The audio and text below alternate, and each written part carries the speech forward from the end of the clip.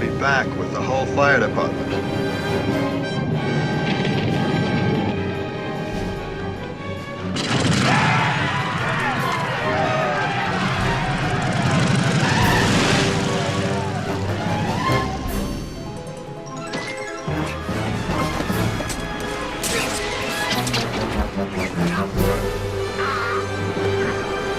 Get off my plane.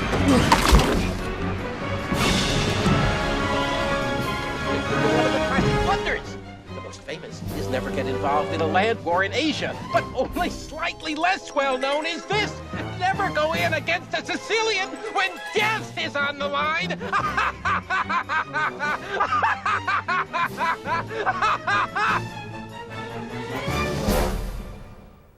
Now, was that masked guy, was that Andre? I thought it was El Zorro. I don't know. That must have been him. Oh. I thought he was having a dinner with Andre. Oh. See? Hi, I'm Mark. I'm Tom. And we are The Cinemaniacs. So we've been away a little while. It's true. At the request of the state. And Yes. now we're back in black to try to get caught up on just a fraction of the things that have come out since we last spoke with you. And if anybody is wondering about this thing here, Yes. I am not going to shave until the numbers on that tote board go up. Just so you know, you've been warned. So, if you would care to begin. I think we should. Everybody's back. Not everybody's back, but a couple of things that you don't want to come back have come back. When a young boy discovers something really super cool and triggers like a scientific device. I don't want to give away too much because you don't know what I'm talking about yet, do you?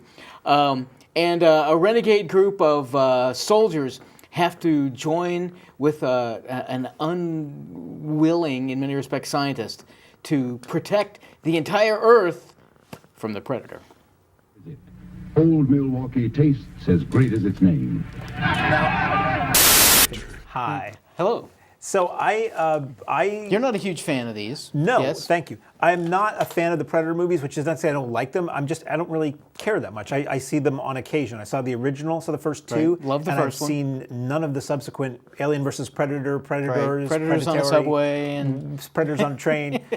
So for me, this is a movie with that alien that kills people in it, and Right. what's it going to be? And I know Shane Black was behind it, and Fred Decker, Black and Decker. Yeah. And they had done earlier entries and the Monster Squad and all kinds of 80s stuff. And Right. I don't jack to the 80s. I don't care. You know, I lived through it and it was fine. So I loved The Nice Guys. So to me, that's the Shane Black thing. That's what he's done lately that impressed me. Absolutely, yeah. So I had a really good time with this. I thought this was really funny. I didn't really see where it was going at any given time. I thought it was very gory, and I giggled and was like, at some of the violence in it on occasion. I saw this at a drive-in with a belly full of cheeseburger fries and 2-for-1 on ice cream, which I didn't realize. So I had like 2 pounds of ice cream in me. So for a bubblegum junk food movie, I had a really good time with this. Basically, the storyline is you have this military sniper whose team gets eradicated by a predator when a ship crash lands in the middle of nowhere on a secret mission. He's locked up to be studied because he makes off with some of the alienware, as it were. He sends it home to his autistic son, who starts having a little laser blast fun with it. And he gets thrown with this ragtag team of loonies, people who are set off to like some mental institution prison, and they wind up having to fight the Predator with the help of Olivia Munn, the sexy scientist who's very good with a shotgun and says the F word a lot. So I just thought it was fun. I'm not looking for much out of these things. I haven't seen the previous films, so I don't know how this does or doesn't maintain the lore of the other films. Right. I never really cared about the other sequels. So I must say, though, we've talked about this before. I used to get really annoyed when films would just be like, Nightmare on Elm Street 6. I'm like, wow, that's a really creative title. Whatever happened to Son of? Whatever happened to The Legend of? Right. But when a movie is just titled The Predator, I'm like, no, which is this the 5th one? Is Right. this the 4th one? I kind of wish they did still have numbers, because the last one was Predators. This is The Predator, not to And be there's confused Alien with versus Predator and Alien versus Predator Predator 1 and 2. 2 and- So somebody needs a flow chart. Anyway, I had fun with Predator. I can see that people who either aren't super familiar with any of the previous ones could enjoy this. My problem was, as a fan of at least the very first one, which I thought was stunningly clever, what I got from this was, they cut to the multicolored Predator vision. Well, I've seen that a zillion times. They cut, you hear the clicky noise that the Predator makes. Well, I've heard that a million times. They play the music, the Predator music. everything I thought that was in any way, shape, or form kind of interesting and getting me motivated with this, I'd seen several other times in the previous Predator movies. I didn't see anything new. I thought most of the performances were bad. I liked Olivia Munn. She was terrific in Mordecai and The Newsroom, and so it's good to see her getting some more roles back. In many respects, I thought her character was kind of wasted. But what do you want from it? This is basically just a reason to shoot stuff up. You mentioned that our main character, the super sniper guy, his son is autistic, and they play that up at the beginning where these bullies are making problems for him, and he has horrible problem. They pull a fire alarm, and it's really funny because this autistic kid, he can't hear, and he's coiling up, and the bullies get to be mean to him. I guess though that when he's in the middle of a firefight and bombs are going off and things are blowing up, that doesn't bother him at all. So I'm sorry, but the internal logic of this just didn't work for me. It was super dark. It was kind of atmospheric. Ultimately, in the realm of Predator stuff, I think this is just another one. In the long run, I was pretty disappointed. From what I've read, you're not alone. So, speaking of disappointed, up next comes the latest film from Paul Feig, he who gave you Bridesmaids and the All-Lady Ghostbusters and other things I don't really remember. And here is the tale of Anna Kendrick, who is a single mom, who's a squeaky clean, overachieving mom who runs a vlog. And she meets up with Blake Lively, who's a trend-setting, edgy, independent, foul-mouthed, whiskey-chugging mama, literally. And something goes astray, and it all revolves around a simple favor. They've left their fields and barns. They're marching from the farms because kids don't drink enough milk. He found a clue. So as to what the heck was going on with that movie. No. Okay, the trailer we just ran is the trailer I saw it once before I saw this movie, and it makes this look like a serious, dark thriller tragedy. This is half a comedy. Yeah, sure is. And when I started hearing that before I saw the movie, I'm like, well, no, the trailer makes it look really serious. That's a flag, by the way. This movie, it goes back and forth. I didn't like it. To me, the tone was too uneven. It's being all light and goofy, and then it gets really, really serious. I'm like, well, it's hard to take this seriously because this movie was just goofy, but okay, I'll go with that. And it's getting dramatic and tense and sad, but then something really goofy happens, and I'm like, oh, well, it's not, A, I didn't find the humor funny, but B, it's like that doesn't mesh with what we were just seeing. Okay, right. And it's so basically the story is that Kendrick is a mousy stay-at-home supermom who becomes friends with this free spirit and who tries to make her more free-spirited. And then this free spirit, Blake Lively, just disappears, and Kendrick starts to investigate what happened. And it becomes dark and violent and complex and all this. Did the husband kill her or who? And it makes you. And then Kendrick has a past and all this other stuff. And it just seemed really kind of trashy and silly to me. It reminded me of I want to say Gone Girl, but maybe not in some ways. Where I it had felt. that vibe. Yep.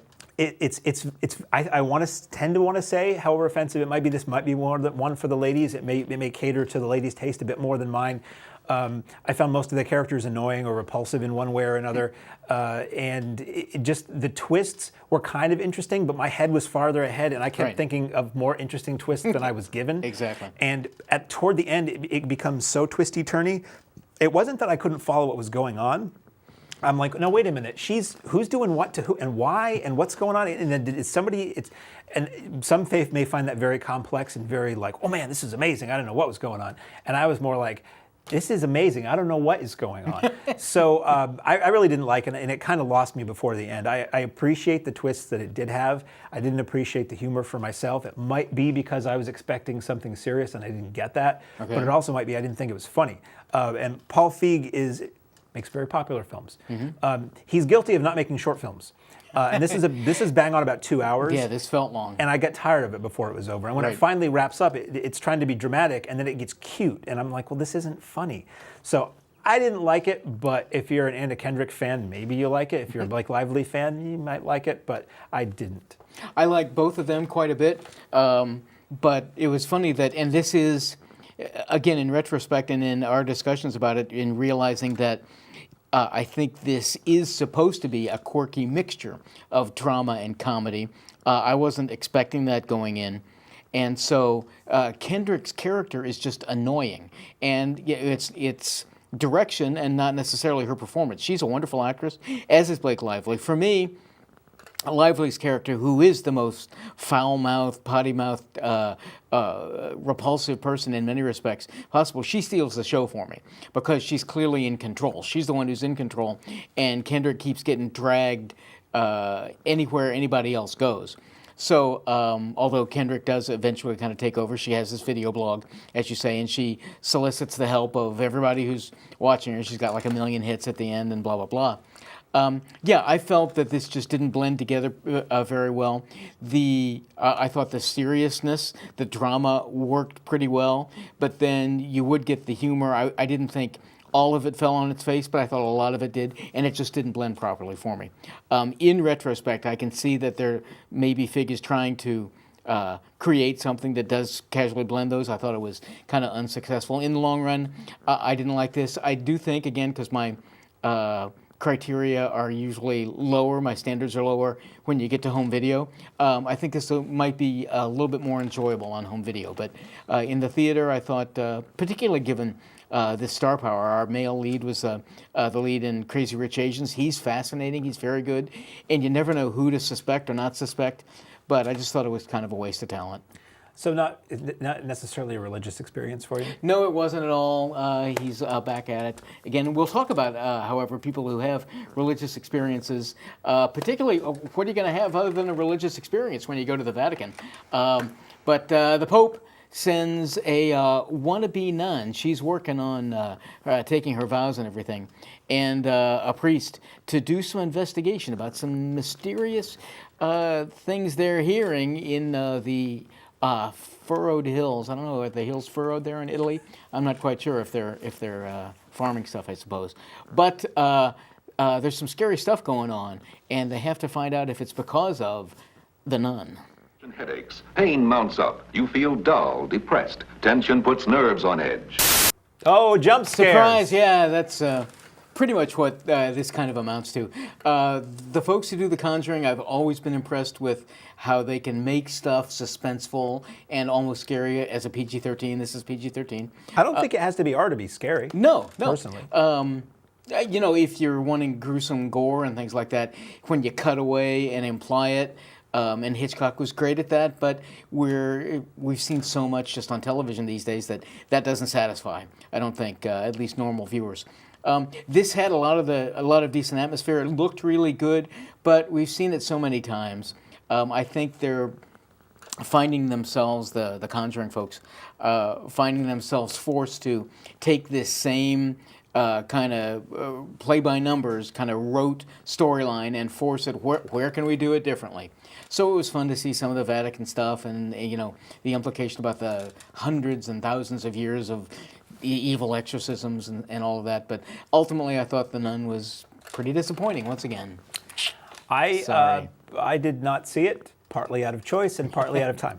I've not really liked any of the Conjuring family of films. Okay. I do appreciate, as we were saying off air, they do manage to conjure, unintentional, a good sense of place and atmosphere, but it ultimately becomes jump scares. Right. For me, these movies are a lot of jump scares and a lot of, yes, I've seen The Exorcist. If you're not going to do it better, let's just move along, shall we? Speaking of moving along, that's all that we're going to talk about that we saw in theaters since we last spoke with you. Now on to that which is available on the home video format, platform, service disc thingy of your choice. First up is, hey, what do you know? It's a sequel to a movie I quite liked, which was a remake of a movie I also quite like. We have Sandra Bullock and a whole new team of thieving ladies together to heist jewels from Fashion Week in New York, and the team put together for this film is entitled Ocean's 8.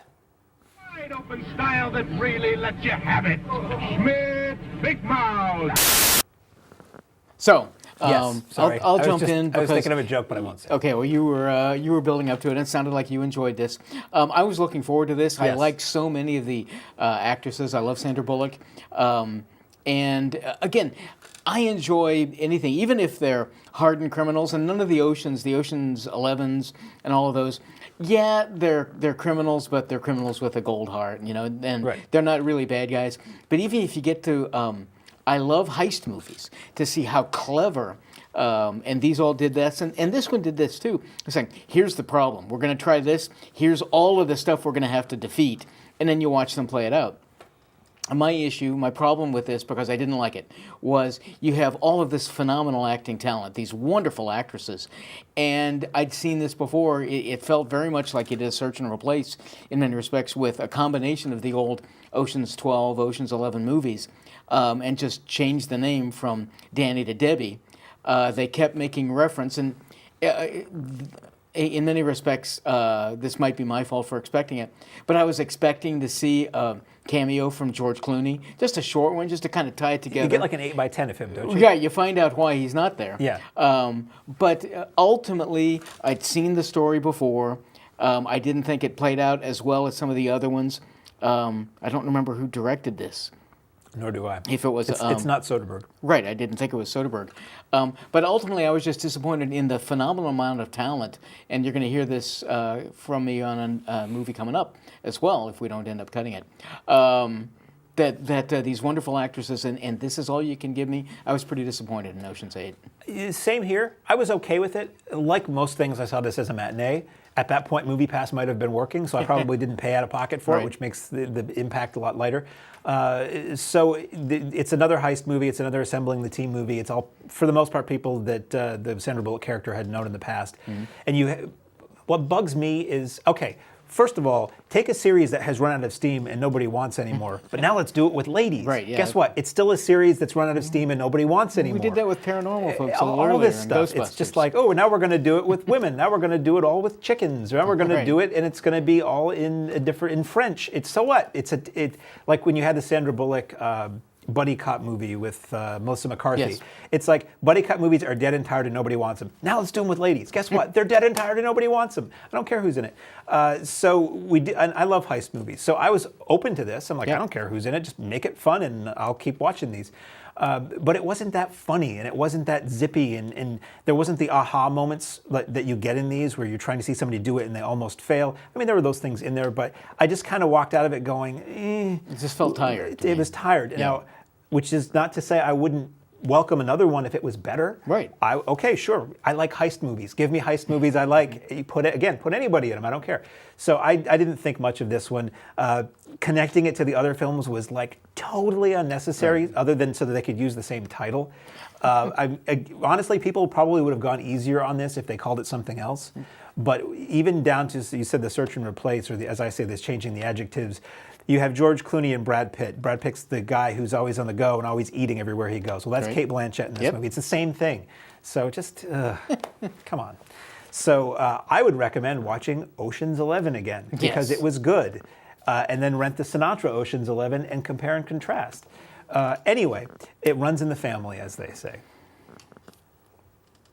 Oh, it's my turn. Sorry. Is it your turn? It's my turn. I was waiting for him to continue to talk about. Speaking of running in the family, that was his little transition right there. Very little. Unfortunately, both good things and sometimes bad things run in the family. You find this out when your matriarch passes away. Everybody comes to join and feel sorry for some things, but then strange stories start spreading around, and you find out maybe Grandma wasn't the sweet old lady that we thought she was, particularly when your young daughter starts evincing some unusual powers. You might find out that these strange paranormal situations are a result of being hereditary. Wash, make it look like new. Watch it in the car wash that lets you see right through. You know, they really undersell the fact that that's a comedy. Yeah, exactly. Right. They don't. That was the wrong trailer. Is there a laugh in this movie? I don't think there is. I don't think so. I don't think there's a smile in this movie. This is extremely dark. Yes. I saw this in the theater, and it had been hyped up a lot. And anytime anybody says scariest movie ever, I'm like, you probably need to watch more scary movies. You haven't seen a lot. But no, this is extremely well made. It's well written. It's one of those movies where in retrospect, I respect it more than I did while I was watching it. Right. But for me, all I can count is the experience I have while I watch something. So for me, I found it alternately very boring and then just people screaming and being hysterical. So it was this yin-yang thing where I was like, ugh. So I didn't really enjoy it while I watched it, but some people really love this movie. You can't argue that the performances aren't very good and that it's not well shot and that there aren't moments that are incredibly effective that just make your spine run cold. It gets really weird really fast at the end, and you're like, what did I just see? So I would recommend it overall. Even though I didn't like it, I think it's a movie that people who might be interested in something that's very gory and very disturbing on many levels. Yes, Some of it's just the subject matter is disturbing. As a parent or as a family member, most of it is about dealing with loss and dealing with long reverberating family trauma and scars. So it's got a lot going on upstairs. It was too unevenly paced for me. I'll agree with everything you had to say. If you're a fan of horror movies, I think I will recommend this. I remember being struck with, it was the first, and for some reason 45 minutes sticks in my head, being unbelievably bored, just out of my skull bored with this movie. And then I forget what it was. I haven't watched it on video yet, and I probably will. But something happens. I don't remember what it was, and it was like, okay, that you have my attention. That made up for the first 45 minutes. And I remember, and I can't be specific. We saw one scene in the trailer that I think it's unfortunate that they include that in the trailer because it's kind of a giveaway. But there were others that I considered to be among the most horrifying things I've ever seen on film. But they were very brief, and so it is this wait for a long period of time, holy crow, and then wait for a long period of time. Plus, at the very end, they do this James Bond villain summary of here's what really happened, and that I just thought I was mind-boggled that it was so bad that they included it. So this really is, if you've got 2 hours, you'll find some just unbelievably effective stuff and stuff that just doesn't work at all. It was a real mixed bag. And unfortunately, I didn't get a chance to see it again on video. But I think it's worth enough that I think I'll probably try it. I think it might. Normally I say, yeah, it needs to work for me the first time. But I think this is one that probably does gain from watching it again if you're willing to sit through it twice. Right. If you liked it, I think you will obviously gain a lot more because you can see all the things that are littered throughout that after you watch it in retrospect, you go back and say, oh, these are all the threads that come together at the end. It is much more, I will say, an art house horror film, just so people know. If that means anything to you, it should mean something to you because it's not going to be the pacing of a Nightmare on Elm Street movie or whatever the reference point is for these kids today. It's not the pacing of a Conjuring movie or something. These kids today with the tight pants and the rock and roll and the hot rod cars. Anyway, speaking of Jane Fonda. Weren't we? We have now a comedy. A bunch of ladies who have been friends most of their lives get together regularly for a meeting of a literary guild in which they all read a book and talk about it. And I said one of the words in the title. And this time out, they read a dirty book, and it causes them to, as the ladies from England once said, spice up your life. These people are members of the book club. Beautiful idea. New hidden magic with conditioners. The first witch hairspray. So this is one you were looking forward to. For me, this is another situation, of unbelievable talent. Some just tremendous actresses. Again, perhaps not of an age gone by, but more of my generation. And I just thought it was a real waste that I went into this knowing it's going to be about, oh, they're reading a sexy book and they'll get around and talk about it. And so I didn't think it was that lowbrow humor that I was expecting, so I was pleased with that. But just again, with the star power they had, I was a little disappointed. You see a couple of their love interests, the guys who were in it, and they're pretty good. I think in retrospect, I like it more thinking about it, and maybe I should give it another chance on video than I did in the theaters. But at the time, I just thought, wow, this is all you can do with all of these people? Kind of sad. This is one I dreaded going to see. Right. Because I thought it was one of those ladies are going to be going, ooh, a dirty book, like repressed people cutting loose, which to a degree it was, but it had a lot of heart, and I thought it was very funny. It was nicely shot. Everybody in it, I'm not sure how good an actress Candice Bergen is. No offense to her, but she seems very stiff when I see her in things. And maybe she's always that way, I don't know. But, and the male cast was really good too. I mean, the ladies are the core of this, but a lot of times when you have films that are female empowerment films or female-centric films, they make all the men idiots. Right. And I think that's the cheapest, laziest way to do it. It's like, equality means both ways. Yeah. But in this, it's not. If the men are at fault, it's that maybe they're neglecting their ladies. But let's just say everybody gets a happy ending. Some of them get more than one. But you have like Don Johnson and Craig T. Nelson and Richard Dreyfuss, who I never expected would be in this movie, and a bunch of other people. And I just thought this was really kind of sweet and wonderful. I saw it on a matinee with. I was maybe the youngest person in the theater, and it was one of those things where I'm always happy. Let's say movies for old folks. I say movies for grown-ups, but movies for old folks, they don't get many because it's all lasers and predators and things like that. So I had a good time with book club, speaking as a manly male type person. Okay. Speaking of silliness in games. They're not using lasers and you're not fighting with predators or anything like that. But Jeremy Renner and Ed Helms lead a ragtag group of lifelong friends who, since junior high school, have dedicated 1 month a year to their favorite pastime. They're going to all run around and no holds barred. They're all out essentially trying to get Jeremy Renner, who has never succumbed to this game of tag. Every cup tastes good as fresh perked. Because it is fresh perked. Oh, I like it better. That shortened up a little quicker than I thought. You got a lot of work to do. Making some notes. Little in-jokes coming on here. I was really kind of looking forward to this. I like Jeremy Renner so much. Ed Helms has been in a lot of, granted lowbrow stuff, but that's okay. Going in, that kind of thing. I just thought this was, they make such a big deal. I guess not a big deal about it, but the promos and everything, about it being a true story. It was fun at the end. Stick through the credits if you rent this, because at the end you see video footage of the actual guys doing it. What I found most interesting was the costumes were the exact same costumes that they used. They outfitted our actors in, so that was kind of amusing. I thought this was really just kind of a waste. It felt like a reason to put on loads of silly gags. Oh, let's go to a wedding reception. Let's go to all of these different places in public and see adults doing silly, stupid things. We'll premise it because it's a true story. And then at the very end, let's force a moral on it about how we all love each other and aren't we all such great friends. Sorry to be. What have I liked today? Not a whole lot this week. Sorry, but I thought Tag was a waste of time. Maybe it'll be a little more lighthearted on video, but boy, in the theaters, I wasn't crazy.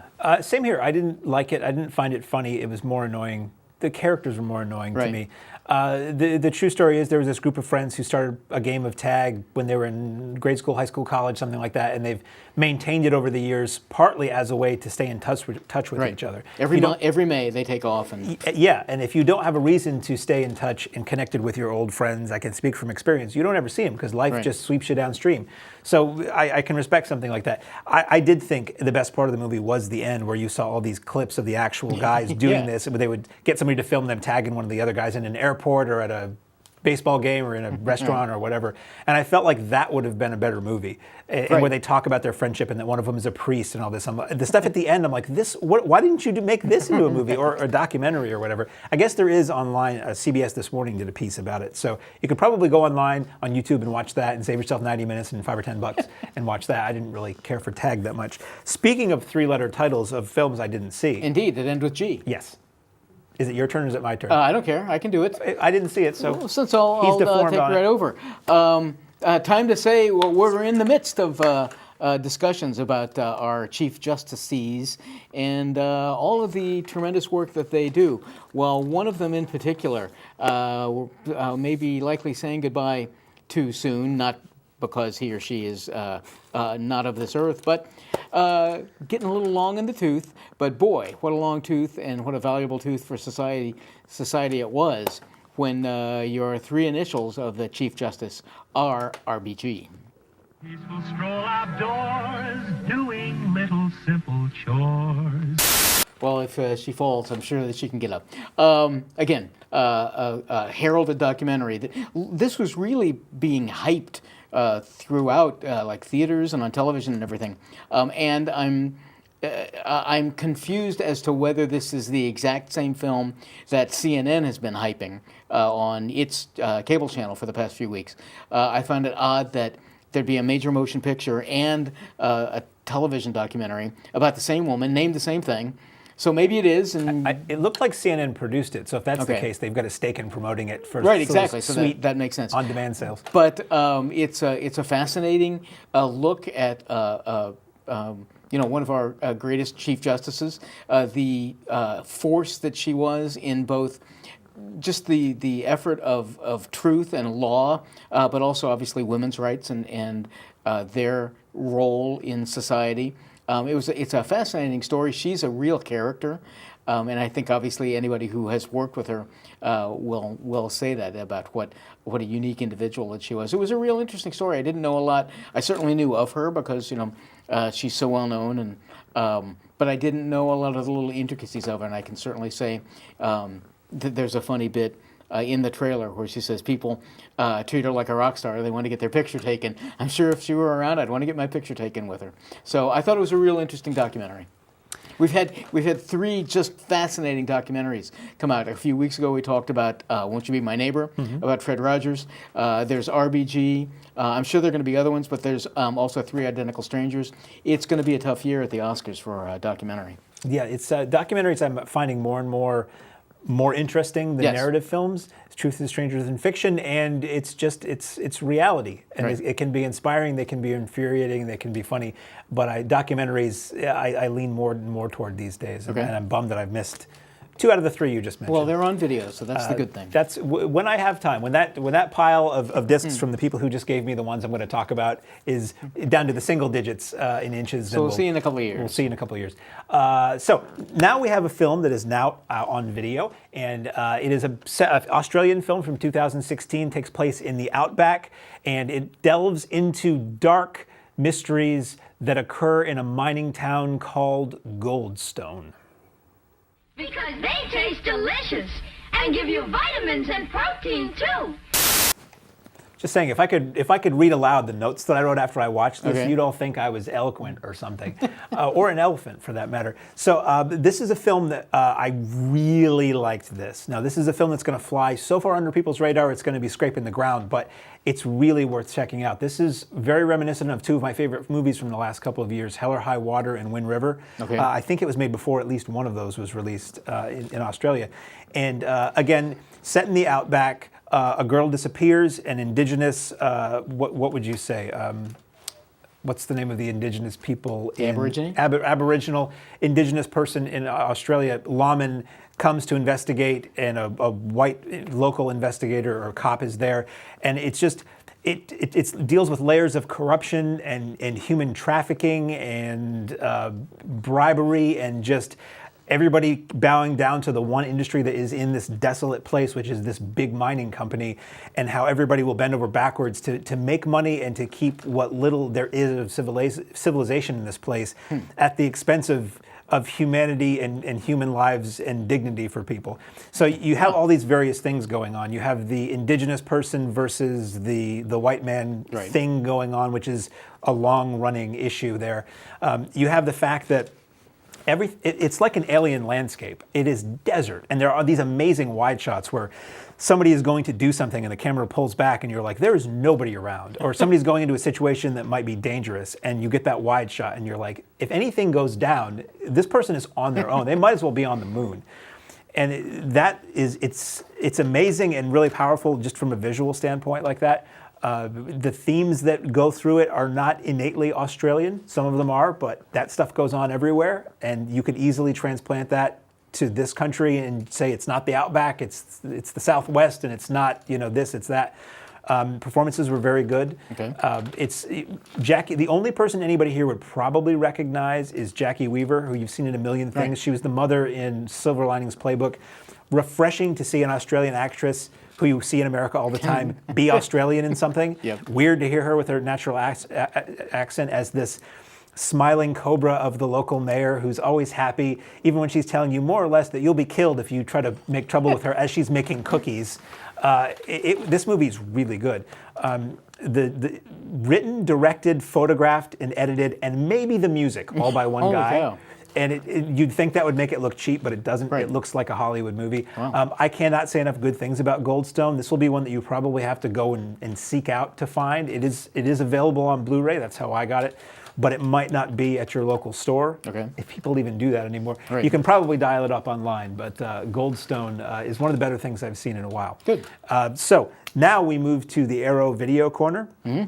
We're only going to talk about 2, even though I literally have about 12 that we should be covering this week. We're going to get caught up in the next couple weeks.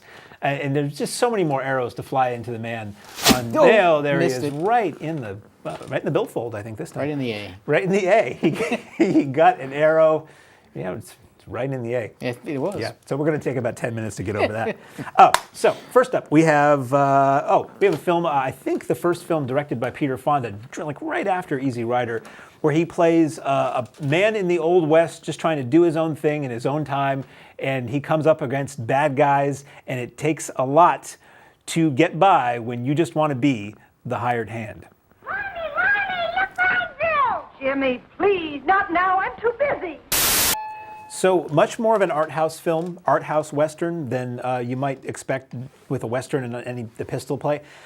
Very slow. Basically, Fonda is this loner guy who has abandoned his wife and child to go off to find work, and they've given up on him and they've moved on, and she's been with other men and had other hired hands who he gives her a hand, more than a hand. And Fonda and Warren Oates and another guy come back, and then it's dealing with a family that didn't think you were coming back and has kind of moved on without you. Right. And then something goes down. One of the 3 guys is killed, and then there's a revenge sets in motion where Warren Oates is captured by Severn Darden, of all people, and his gang wanting Peter Fonda to come, and it ends in a big old shootout. So it does become the action, violent, bloody movie that kind of insinuates. But most of it is very quiet. The kind of music you heard in there, it's very gentle, very nicely shot. It's got a vague vibe of the quieter moments of Easy Rider in this. So I thought this was quite good. It's unique. It's its own kind of thing. The disc looks great because it's Arrow. It's loaded with extras. So anything and everything you would want to know about the hired hand you get in this package. Cool. Let's try this next movie, if we can. We're going to run the trailer, and then I'm going to talk about it. It's called The Bloody Spear at Mount Fuji. Comes from Mars. So this is a film. It does have English subtitles. It looks fantastic. Very gorgeous, moody, well-shot black and white. And it's basically about a spear carrier for this nobleman, and a little boy sort of wants to be a spear carrier too. So it's like this, Mean Joe Green and the kid in the tunnel thing going on here. And it's very gentle, and it's kind of funny at times. And then ultimately it gets dark when the master is killed, and the spear carrier has to basically defend him. Right. And he keeps telling the kid, "You don't want to follow in my footsteps." And it's a very good, like, samurai kind of tale. So if you like the Kurosawa films, this is in line with that, and some of the other Seijun Suzuki films we've been talking about. Loaded with extras that give you plenty of context for who everybody is in the film, where this film came from, the history of the film period that the film's depicting itself. So I thought this was quite good. This is not up there with the greatest of Kurosawa films, but if you like Japanese cinema, this is one you probably don't know. And as with Arrow, it's a really great presentation of that. Hate to give it short shrift, but that's all the time we have. So next week we'll have more movies, and we'll have probably, arguably, maybe even more to talk about. Until then, I'm Mark. And I'm Tom. And we are the Cinemaniacs. Cinemaniacs.